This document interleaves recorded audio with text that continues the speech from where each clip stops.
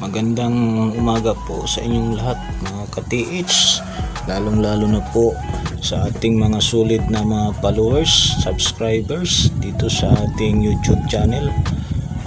Samahan nyo po ako mga ka-TH. May ididikod na naman po tayo na treasure site ng ating ka-TH na napakaganda talaga ng sign na ito.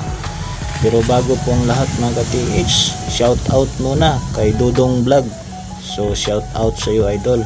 I-follow nyo po mga ka-TH si Dodong Vlog kasi siya po ay isa sa mga kasamahan sa team natin sa treasure hunting, small treasure hunter dito sa Zamboanga Peninsula po ano.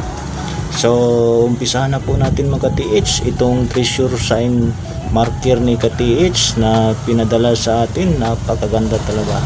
Itong sabi niya, itong puno na to ay isang century tree, old century tree na puno ng sampalok na may countersign na naka-triangle alignment na dalawang bato. Napakaganda rin ng dalawang bato na ito mga ka-TH kasi itong isang bato na naka-landscape, naka-walling type na may dot sa gilid or square. So ibig sabihin ito ay treasure in the box ano po.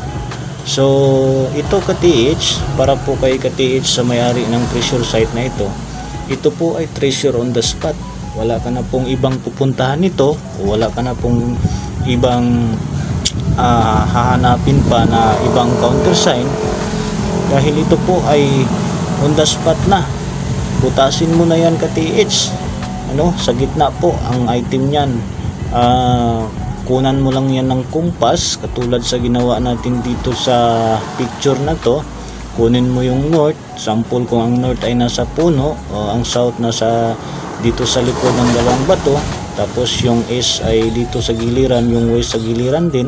So sample lang po yan kung yan po ay magkatugma sa pagkuha mo ng kumpas.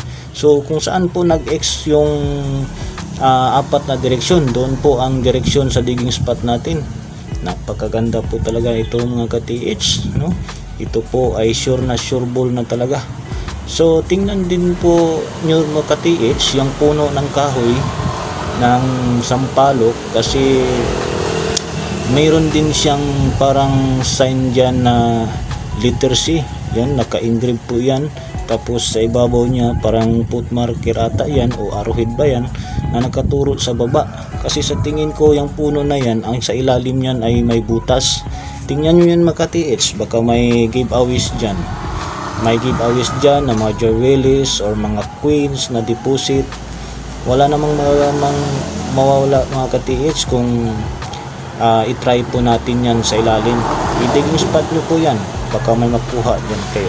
So maraming salamat po at huwag nyo pong kalimutan mag-subscribe sa ating YouTube channel.